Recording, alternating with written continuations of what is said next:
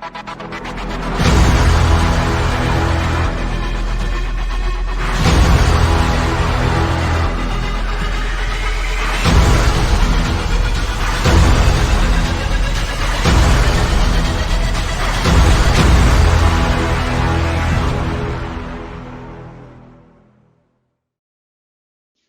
everyone, and welcome back to the Blockchain Chronicles. My name is Jude Newcomb, and we are very excited to bring to you today Z from Skyline NFT. He is the project manager there. They just launched about a week or so ago, and Z, it's great to have you here. Great to be here. Thanks for having me. Of course. One of the big reasons why we wanted to have you on today is because of the explosion in the NFT space over the past, I'm sure it's been longer than what I realize, but it seems to me like over the past year or so, it's really taken off. I guess before we even get into that, like, how did you get introduced to blockchain technology or cryptocurrency in general? Like, was it Bitcoin a while ago, or how'd that happen? Yeah, so for me, I got introduced to blockchain back in 2017 when we had, so actually it was before that, I suppose. So I started researching Bitcoin in like 2012, 2011, and it seemed interesting, and definitely I was optimistic about it, I guess I would say, but like I didn't have like any amount of money I was willing to invest and lose, because I knew there was a good chance I would just lose my money.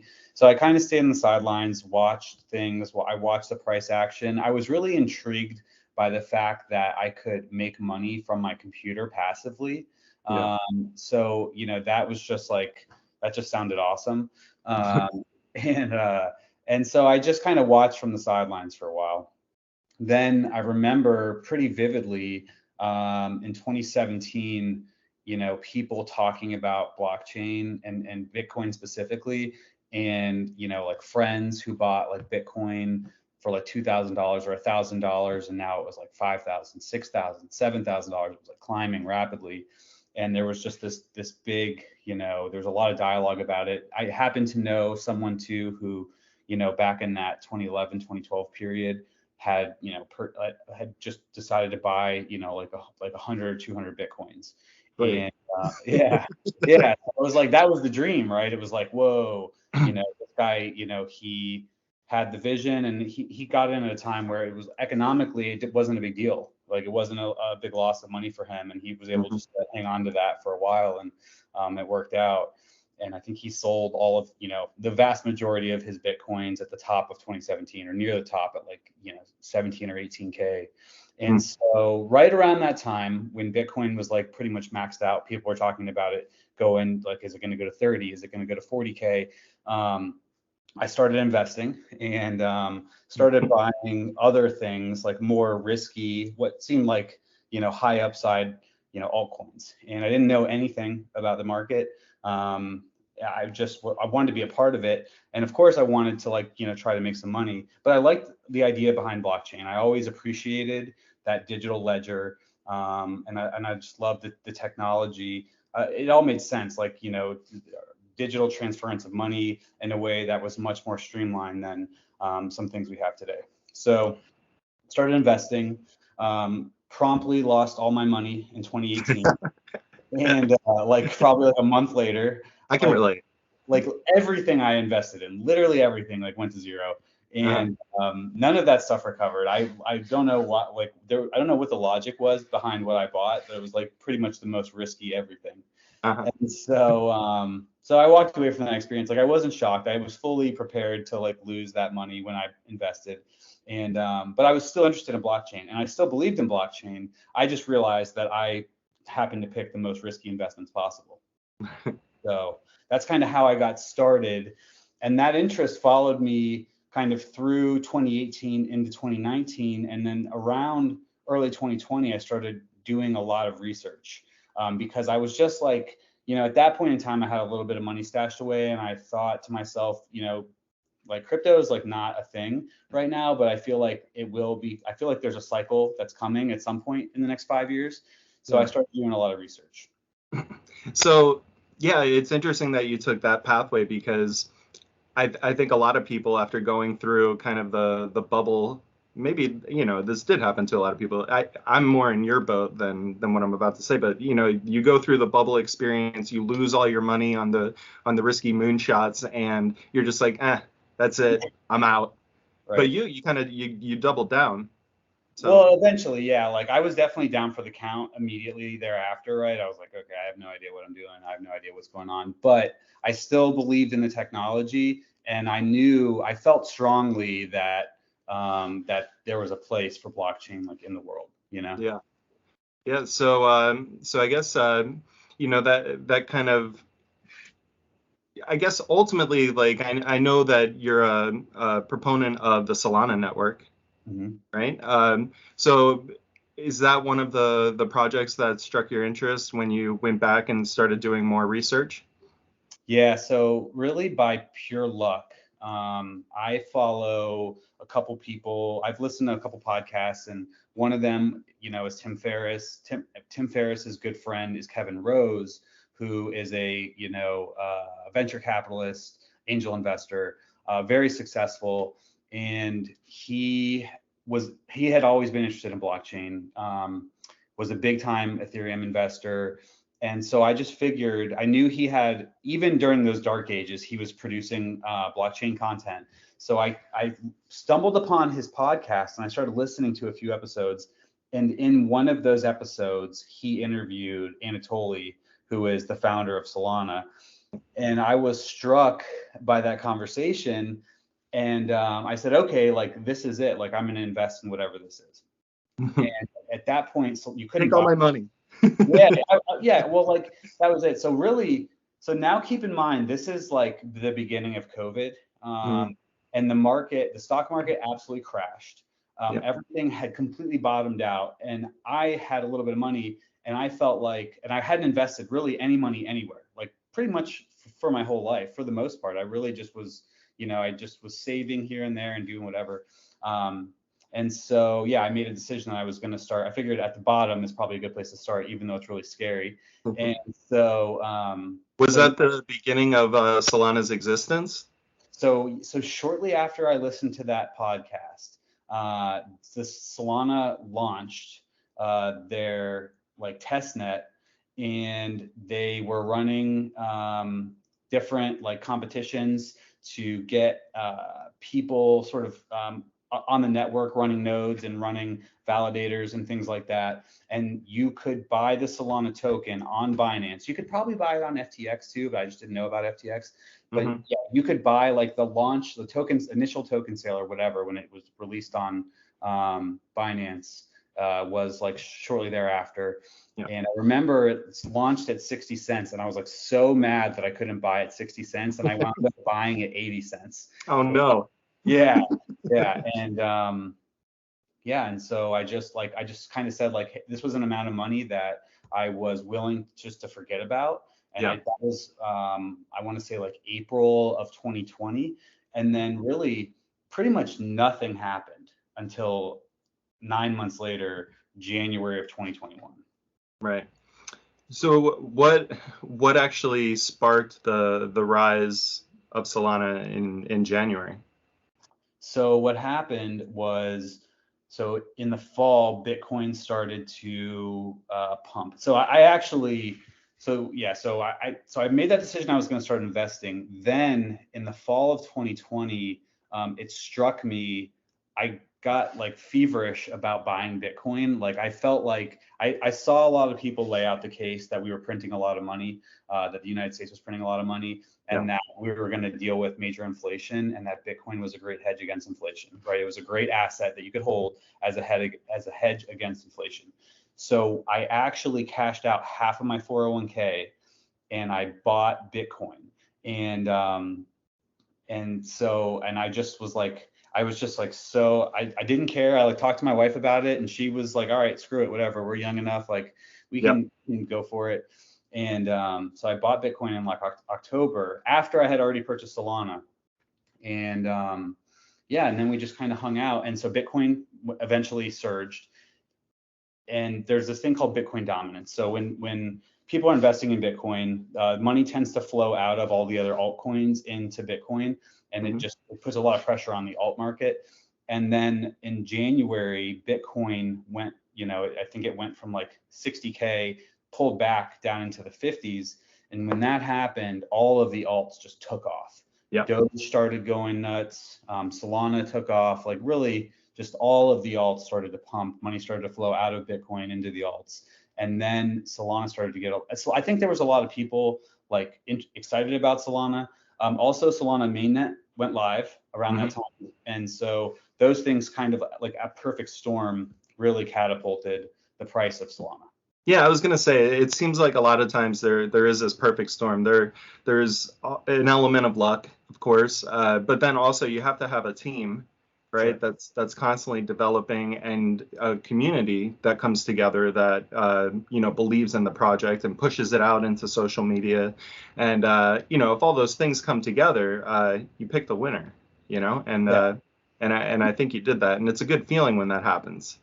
Well, to your point, it was a ton of luck, truthfully. Like if we're being honest, I listened to that podcast. I bought based on just trusting sort of Kevin Rose's judgment as a pretty well-established investor, and it could have been anything. I mean, he could have said anything, and but it turned out to be like one of the best, if not the best, performing blockchain assets. Yeah, that's awesome. Congratulations. I guess where we can go into now is NFTs. I think that this show today could be a really good learning experience for anyone listening.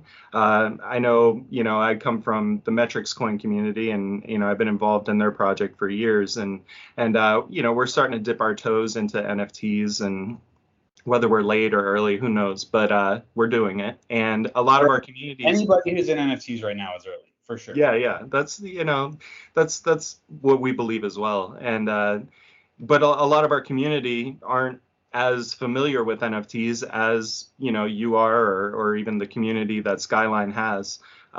So I think if we can just go through maybe just a rudimentary kind of explanation of what NFTs are, I think that might be a good start if you can. Yeah, definitely. So NFT is a non-fungible token, which means it cannot be reproduced. It's one of a kind, right? And so what got me, or what still has me excited about NFTs and the utility of NFTs in the world and in the future is empowerment to creators. So, whether that be an artist or a musician or any type of creator, you are no longer requiring middlemen to, basically, route payments directly.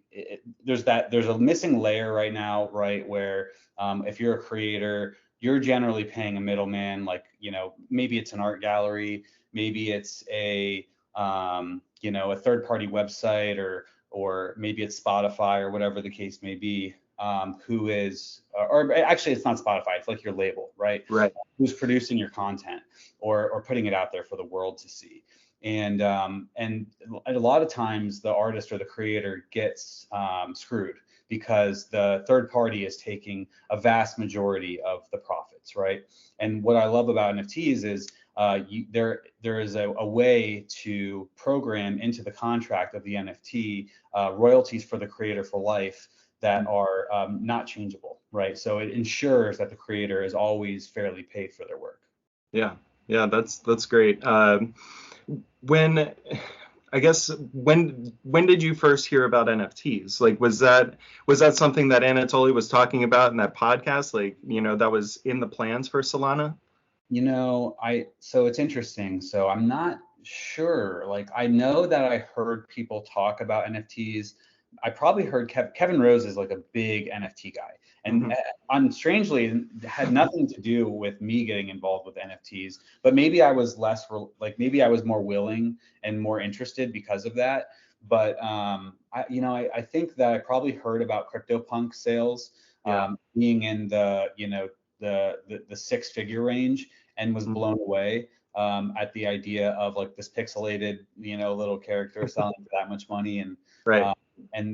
But I love the idea behind it, meaning like, You know, it was like sort of the first of its kind in this new era of like, you know, what people refer to as the metaverse, right? Where like you are, you know, the metaverse is this like abstract idea of a world where we're represented by, you know, these NFTs and that lives on the blockchain or that lives in the ether, Yep. and you know, and that we all participate in. So, you know, yeah, I don't even remember exactly what it was that like reeled me in, but I know that like I started to get interested when NFTs started to launch on Solana, which, you know, when I was first involved in Solana, I didn't really pay attention to NFTs. I knew about the NFTs on Ethereum, which is like sort of the, you know, like the home base. It's where NFTs all started. And I also knew that buying and selling NFTs on Ethereum was really expensive, right? Yeah. So just to buy or sell an NFT, just to do the transaction alone could cost $100, $200, $500. Yep. And that was not appealing for me. And a lot of people who were trading NFTs had already made, you know, a ton of money on Ethereum, and the gas fees for them were sort of insubstantial. Mhm. But you know, for me, it was something that was just like, was just out of my reach. Yeah. So, and plus the valuable NFTs on Ethereum again were also like very, very expensive and out of my Yeah, you were mentioning Cryptopunks. You know, I think even today there was a sale of a CryptoPunk that was a lot of money. I don't want to say the wrong thing, but I'm pretty sure it was a lot. It was I, millions and millions and millions and millions and millions of dollars. yeah, I think I saw one in the 9-figure range or I was something like gonna say that. Yeah, so you saw what that. I saw. I don't know, that was like a flash. There was something going on with that. It was like a flash loan or something.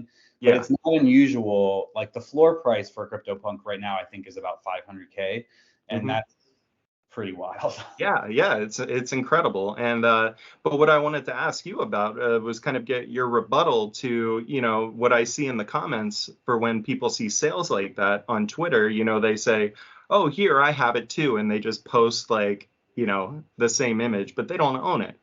Sure. And that's just it. So, you know, that's the beauty of NFTs, right? Like you have proof of ownership through the blockchain.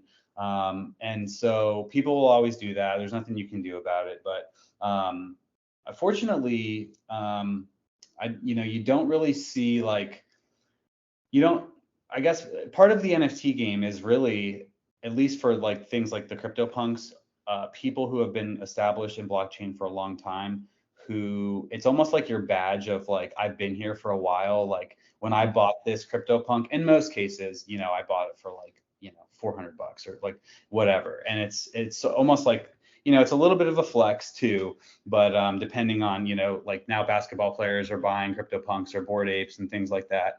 But yeah, I mean, I just, you know, you see that stuff, people are always going to do that. I like that it's verifiable. And then, you know, you have platforms like Twitter who are taking it one step further, and now they're going to be verifying like profile pictures and headers and things like that, so that you can prove ownership.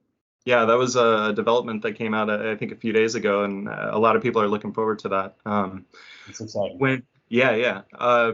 So let's say somebody is interested in NFTs. They're like, all right, I'm in. How do they or how would you go about looking for a new project and maybe explain what is the minting process? What is the how do you go through that?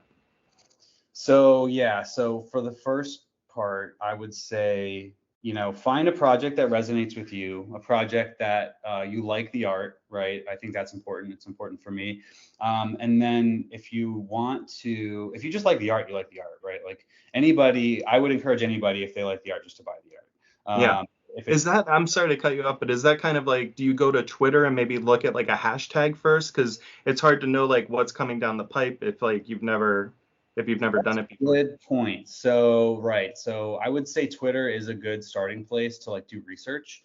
Following different, you know, accounts. There are a lot of accounts that will post about NFT projects that they're excited about, hmm influencers, things like that. I don't know for the like Ethereum space. I know for Solana, there are sites like How Rare Is. It's hmm howrare.is, where you can look at upcoming projects and you can link to their website, and then, you know, so, you know, that's one aspect. And then the other thing is what really drives an NFT and value long term and even short term is the community around it, right? So the community creates the value more than anything else. It's two things. It's twofold. It's what I talked about at first. It's quality. It's the art itself, of course, Mm-hmm. and then it's the community around it. So those two pieces are like the fundamentals for what you want to see in an NFT project that would be successful.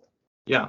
And so if when a person finds like the project that they're excited about, generally what I've seen in NFT projects to this point in my limited research is kind of like a generative art approach, where the art is a similar image or has similar images incorporated into it, but they have subtle differences, and those differences are kind of what create value on top of the base value that the art itself has, if that makes sense. So, if 1 out of 5,000 of these NFTs that are being minted out to the public on day one, if only one of them has like an ape in it, that one is going to be more sought after than the one that doesn't, but they still look quite similar. Sure. Right? Yeah. So how does the minting process work if somebody is all in, they want to buy one? So what happens is, and I'm glad you mentioned it, because there are generative pieces, and then there are individual creators who create one-of-one pieces, and I think both are really interesting and valuable. The minting process for a generative series is the creator would create, sort of like this array of attributes, right? And that array gets plugged into an algorithm that randomly generates however many pieces. Skyline that we just launched was 5,555. The most common is 10,000. Yep. And there's numbers that range all from 1,000 to 10,000, or even lower. I've seen 500. So so the minting process really is just the algorithm running. The person minting randomly would get one of the NFTs in the set. And then depending on, not all projects have rarity, but some projects do, like ours, for example, most do, I would say. You could get a less common attribute in your NFT that would be, more rare and in turn potentially more desirable. Yeah. That was a great explanation, because I think that there is an important difference between, one of ones, like you said, and 5,555, but with, differences in those 5,555, and it really is kind of luck of the draw, of which one you're going to get.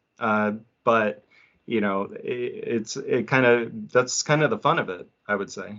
Yeah, well, and when we did Skyline, and this is, so the most successful project on Solana is called Solana Monkey Business, right?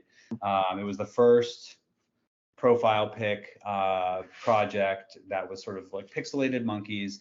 And I talked to the founder of Solana Monkey Business, or one of them, before we launched our project, because I really wanted to understand what their process was. I was really, I knew when that project launched that it was special. I could tell. I was talking to a good friend of mine, Brad, and we were looking at sort of these NFTs, and we were like, we just knew like there's something about them. They were so cool. And so that wound up taking off. And when I spoke to the team, what they told me was they spent a lot of time making sure that they were not just creating rarity for the sake of things being rare, but based on what would be desirable, and not just what would be desirable, but then also like they were very cognizant about what would the rest of the NFTs look like how would everything else still be desirable, and just very, very what's the word? Like they were very cautious about that and very thoughtful about it. So we try to take the same approach where, we have a lot of NFTs in our set that some are like more plain basically, but there's a lot of people who like those that maybe don't have a lot of attributes and want sort of what we call like a clean NFT that is, not busy and just kind of like simple. Yeah. I guess that's a great lead into Skyline itself. How did Skyline come about? So let's say, I don't know, over the summer, NFTs in Solana really took off. So the first large NFT launch on Solana was Degen Ape Academy. That was extremely high quality art that was launching on Solana. People were excited about it to the point where there was a large amount of people from Ethereum who were selling their Ethereum to buy Solana and mint Degen Apes. And so that frenzy kicked off the next big price jump in Solana from like $40 to, like 150 or something like that. And it started this huge boom of NFTs that we're in right now, right? And so during this time, we're seeing new NFTs launch all the time. There was some really good stuff coming out. I mean, we were excited. It wasn't like, now the market's definitely a little saturated, but at that time it was like the Wild West. Like anything that was coming out that was minting, you were really excited about, because there just weren't a lot of NFTs on Solana. I guess that was like 5 months ago now. Yeah, so it was 4 months so ago. long ago. So anyway, seeing all that, my wife, started asking me questions about NFTs.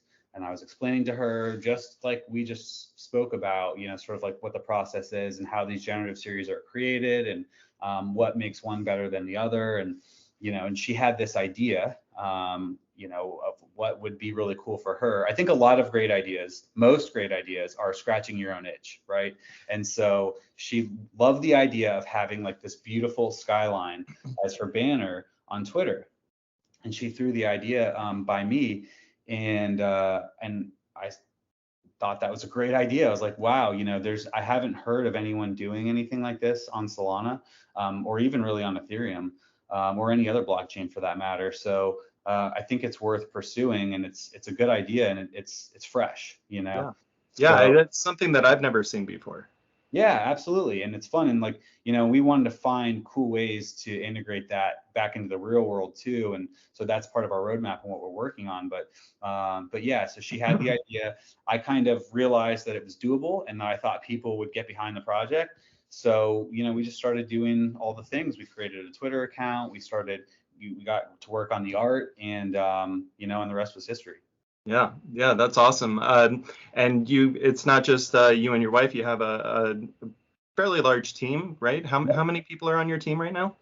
So we have 5, I would say, core team members. So it's Mm-hmm. me as a project manager, Brad S. as our public relations person, my wife is the art director. We have Hanko, who is our web guy, IT person, and then we have a Solana developer, and his name is Barry.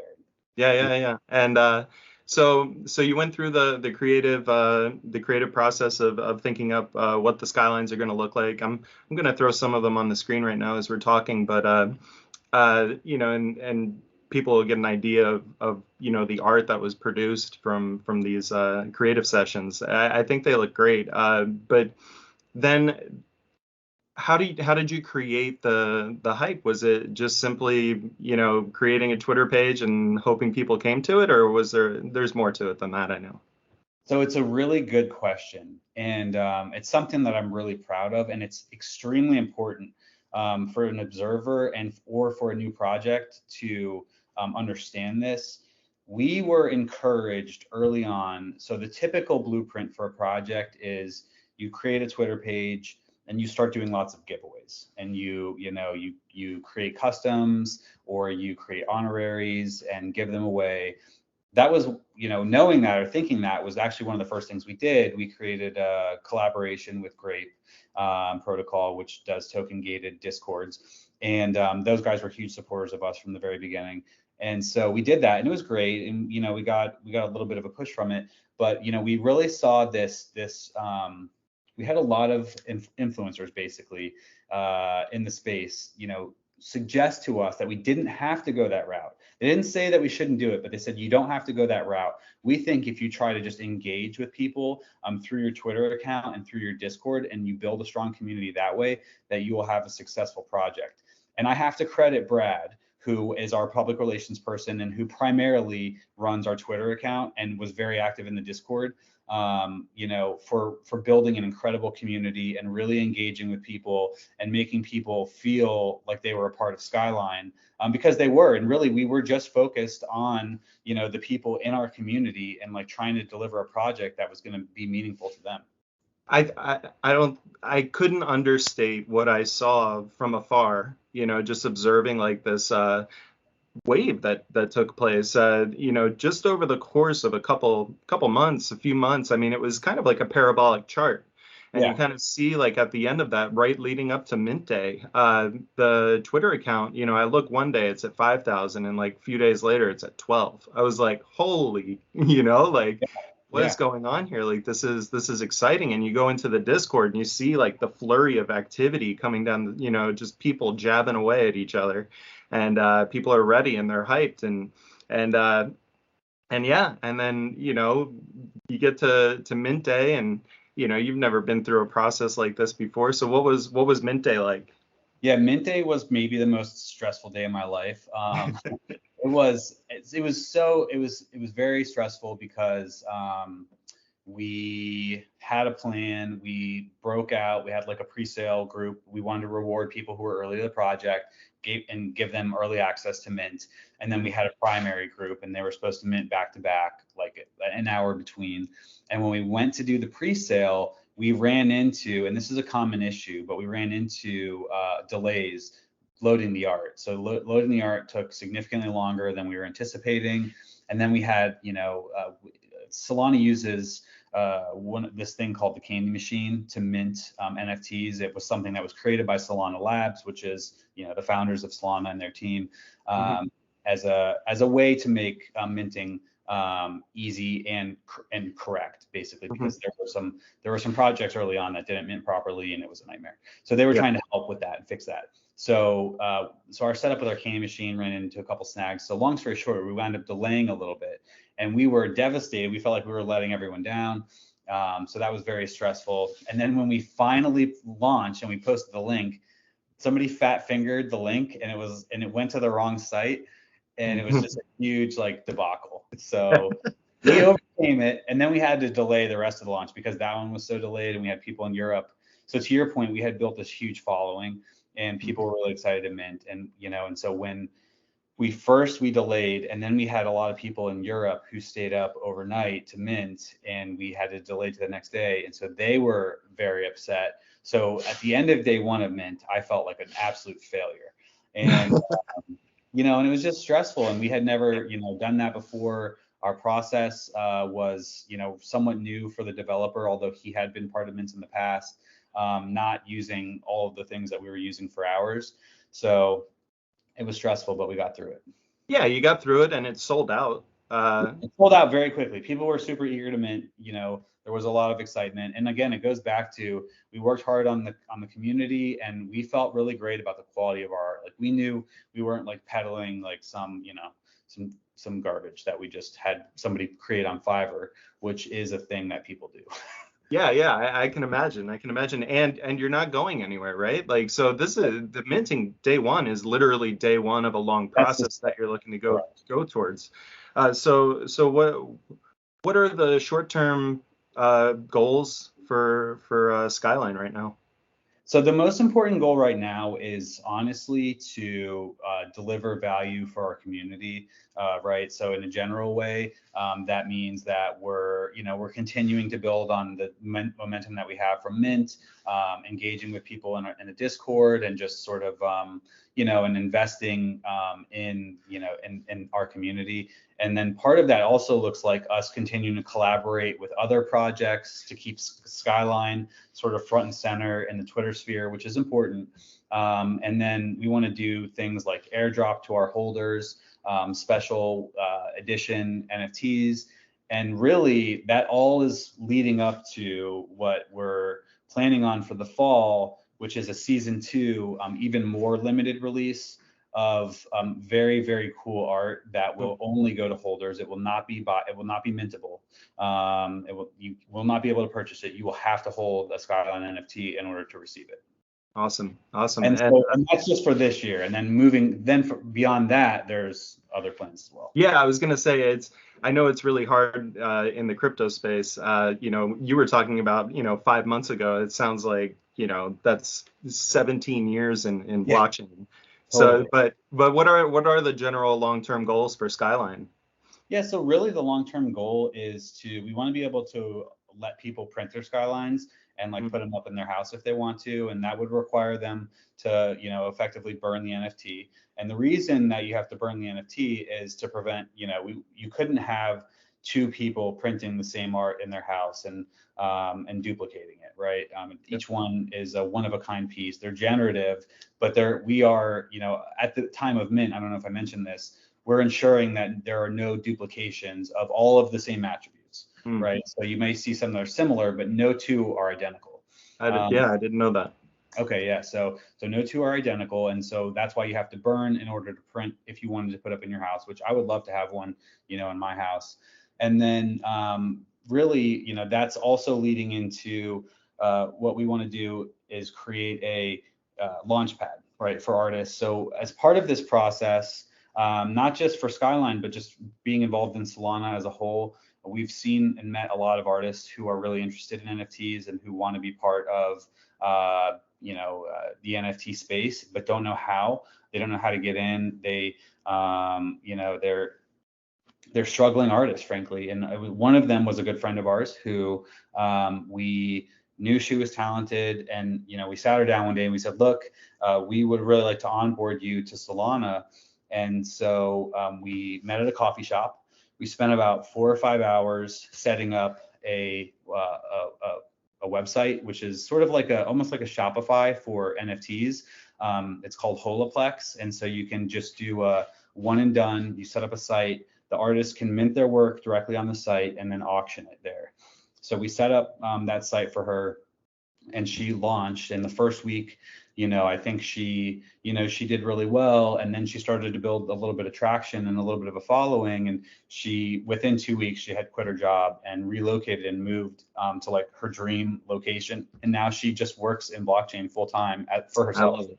I love it. I love stories like that. And you know, I want to congratulate you, and the team at Skyline. You guys, Thank you. you've done a great job. I haven't seen like Twitter hype like that in a long time. It made me feel good to be in the crypto and blockchain space, NFT space.